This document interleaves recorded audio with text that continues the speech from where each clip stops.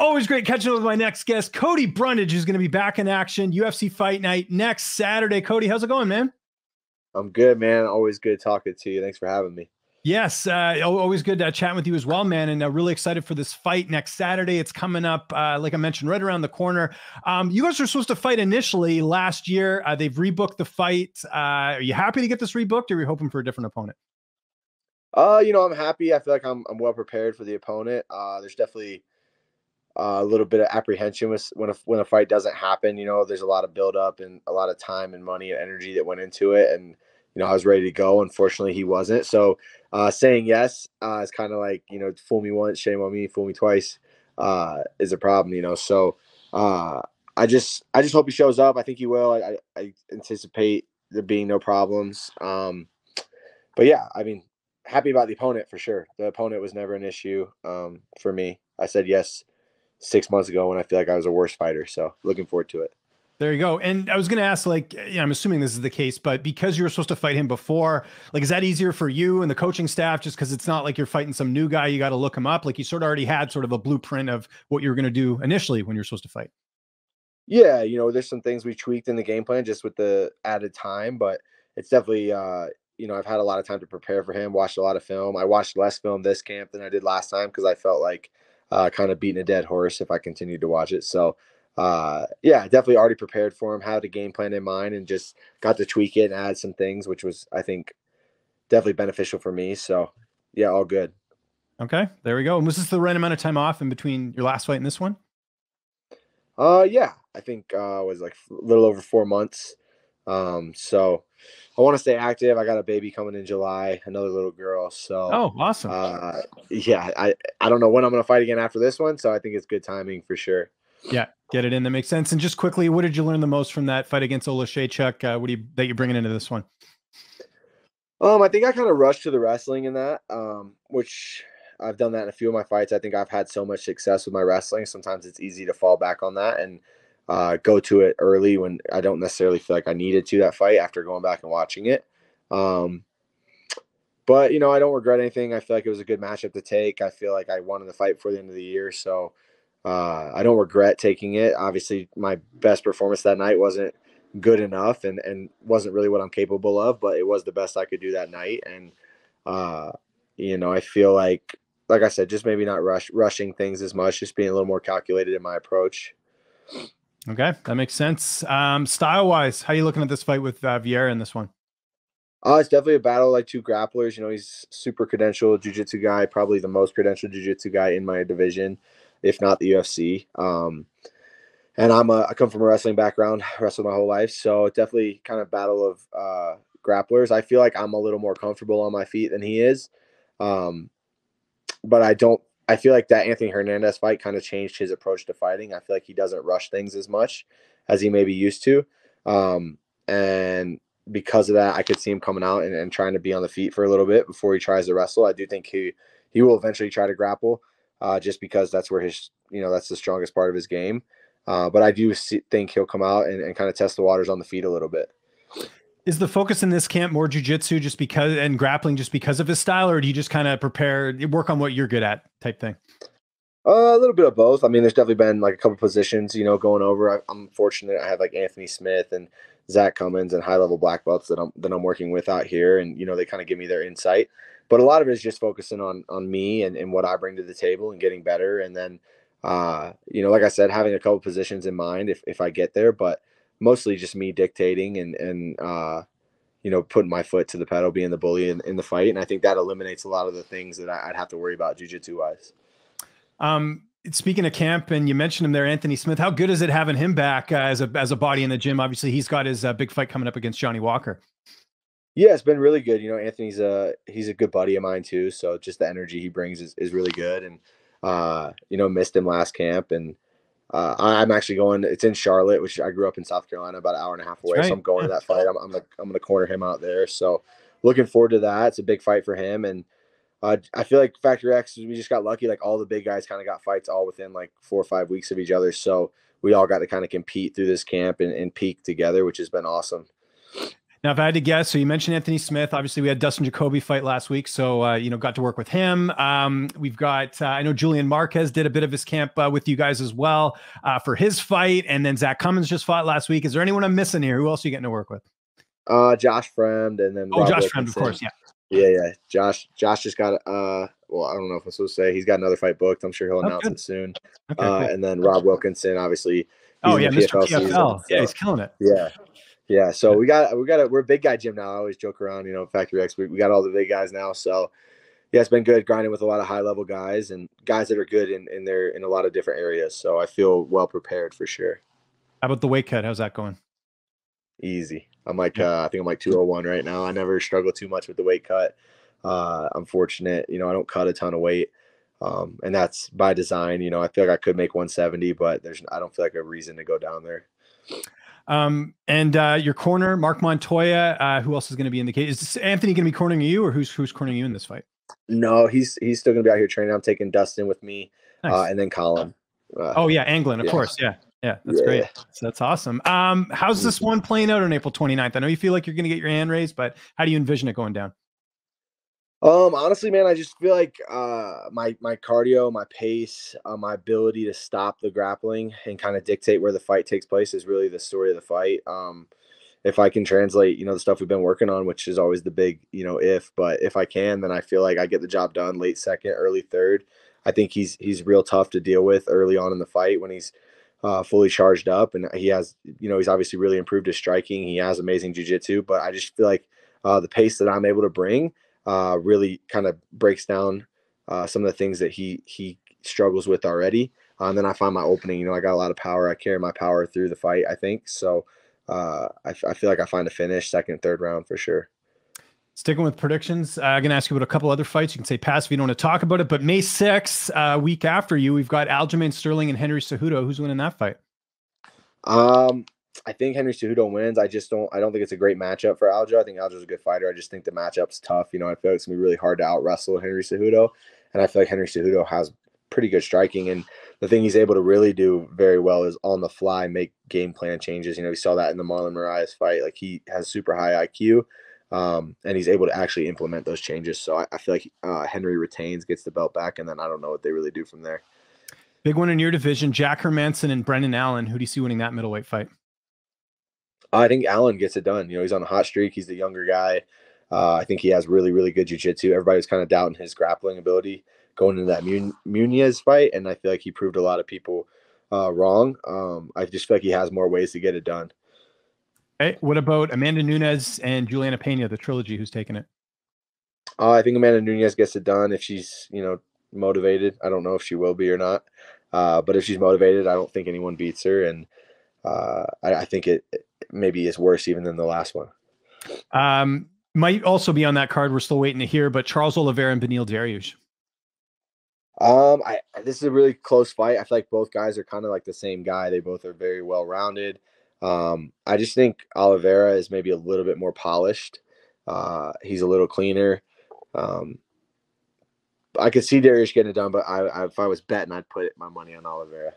Okay. Ilia Topuria and Josh Emmett, featherweight fight June 17th. Who's taking that? I'm going to take Topuria just because of youth. I think they both have knockout power. Topuria is really, really good on the ground. I'm going Topuria. Okay. Alexander Volkanovski and Yair Rodriguez, who's taking the featherweight title?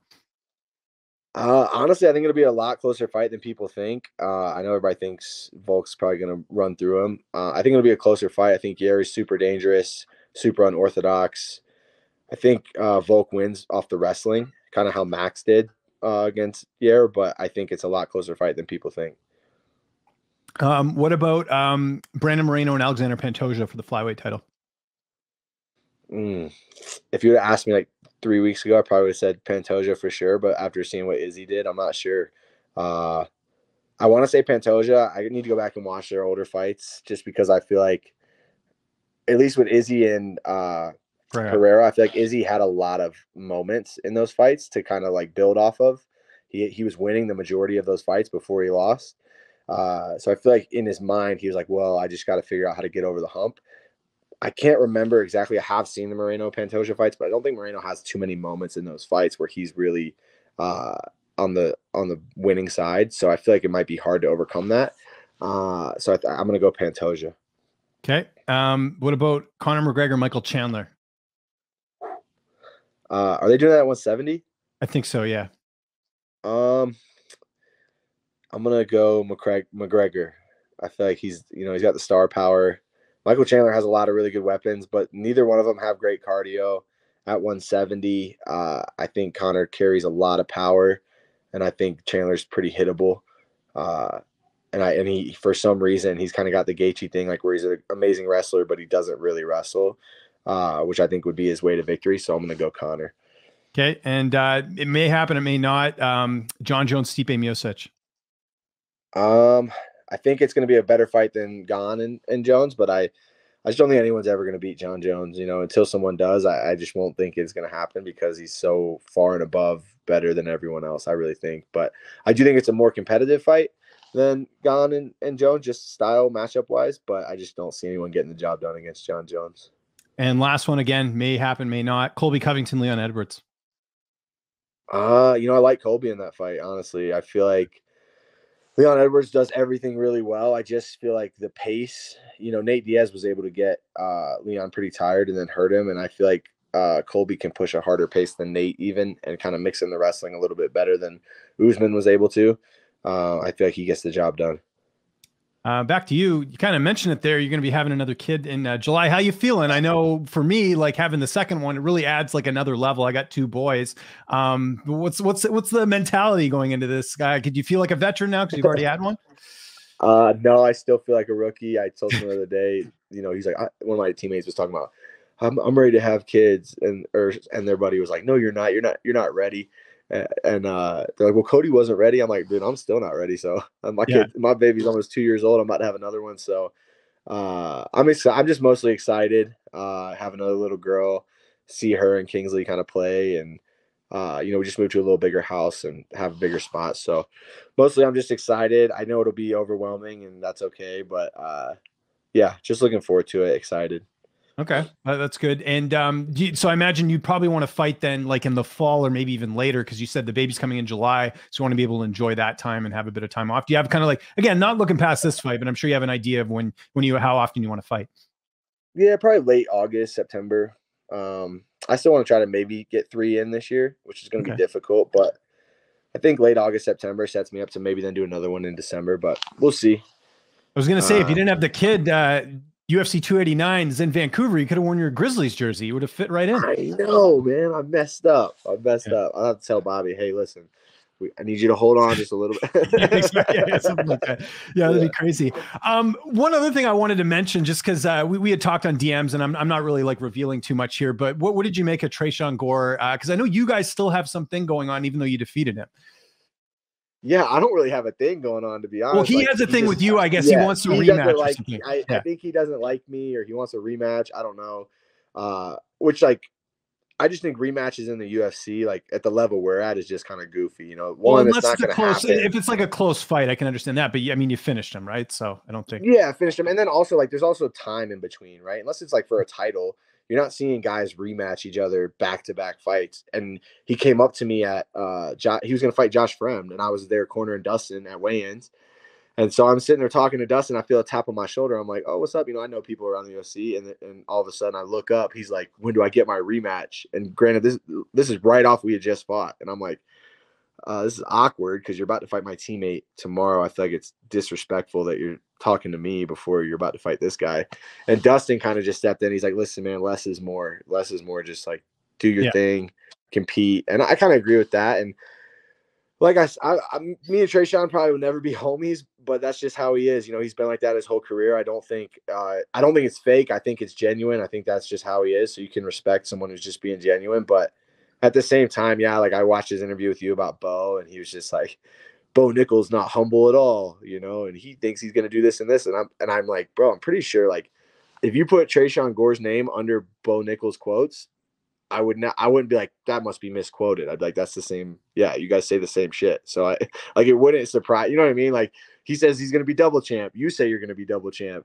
but in the next breath, you're like, it's disrespectful to the vets of this game that he's saying all this stuff. I'm like, well, you say the same stuff. So to me, it's kind of goofy, but like I said, it's genuine. I feel like that's who he is. I don't feel like he's putting on for the camera. So you got to respect it a little bit. I don't foresee a rematch happening between me and him anytime soon. But hey, you know, it is what it is. Yeah, you never know. You never know. Last question. Obviously, there's a lot going on in your division. We just had Israel Adesanya get the really cool highlight win over Pereira. But what do you think is going to be next here? Because like there isn't really like a clear cut contender, right? I know you could maybe argue Whitaker because the rematch was close. You've got Chimaev entering the fray, but then I think people feel like, hey, he's got to be the top 5 guy first to get that title shot.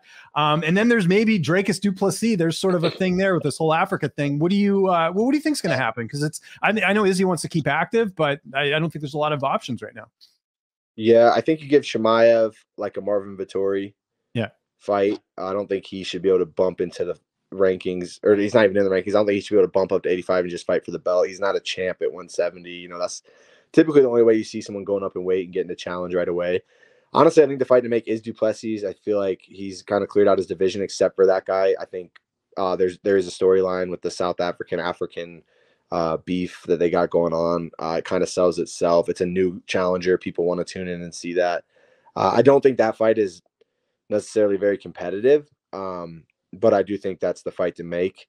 He's beaten everyone else. It's kind of the same thing they have going on at 145 where, you know, Holloway can't beat Volk, but he beats every good contender. And same with, you know, and he beats him convincingly. It's not really even that close. And same at 85, you know. Yeah, with Whitaker, like Whitaker's beat everyone except for Adesanya, right? So yeah, super convincingly too. It hasn't even really been close. So he's kind of in a tough spot. I think the only other fight potentially you can make, which I don't even think this was real, but Jan talking about going down to 85, and I just don't see how. No, I interviewed him, and here's the thing that he said in the interview, which I found interesting. So I'm like, have you done like a test cut? And he's like, no. He's like, but I've talked to the doctors, and they're like, and I'm like, well, I don't know. Like, is that, do you really want to, do you think UFC would even risk that for a title fight? Like you dropping down? So I don't know. Like the people are like, it doesn't make any sense. I understand it from the perspective of like, Jan has a win over him in a different weight class. That does count for something, but usually when you drop down and fight for a title or drop or move up, it's that you have the title and Jan doesn't have that, right? So not a lot of leverage there. Yeah, for sure. But I think if he could make 85, which is a huge if, I don't think he could. I've seen him in person. He's a huge dude. If he makes 85, I think that could be a fight to make just because it's the rematch. People are pretty much convinced he only lost because he went up and he was undersized. He didn't do like the bump up correctly. So, I mean, that would be money. People would be interested in that. I'm honestly not that interested in seeing Whitaker and him fight again. I know they've had some close fight. They had a close fight, but I don't know. I just hate, bro. I hate seeing these like, oh, this is the 3rd time they fought in the last 2 years, or like with Figgy and Moreno. Like, don't even get me started. Then when I saw Figueiredo staying at 125, I was like, oh man, like why? Like what? No one wants to watch you guys fight 5 times. Like, and the biggest thing is just the time. Like with Conor and Dustin, that was a good example of like they fought early in their career, fought again, then did a rematch. So they had only fought twice like in the last year. But like all these other guys, you're going to fight 3 times in a 2-year period. It's like, how much better are you really getting? And is the fight going to really even look that much different, you know? And I'm just not, I kind of want to see some things mixed up and changed up a little bit. So yeah, hopefully they do the du Plessis fight. I think it's an entertaining fight. I don't think it's close, but I think it's entertaining for sure. Speaking of entertaining, next Saturday, UFC Fight Night, you and Rodolfo Vieira. Cody, thanks so much for doing this, man. If there's anyone you want to thank before we get out of here, any sponsors, any social media, I'll give you the last word. Thanks, brother. Yeah, I appreciate you having me. I want to just thank my team, Factory X. Love those guys. Like it's a whole family. So I appreciate all them. Heidi Miller and Tim McDonald, they sponsored me since I was an amateur. They've really always looked out for me. And then my boys over at No Magic. Let me see which side's it on. Yeah, nice. Here. They've been sending me all my care packages before my fight. So shout them out. And then Go Cleveland Productions. He's another one who's been with me. Will Finn since I was an amateur. Appreciate all those guys. And yeah, looking forward to the fight, man. Thanks for having me on. I always, this is always a pit stop I got to hit before my fight. It's always one I look forward to. So thanks.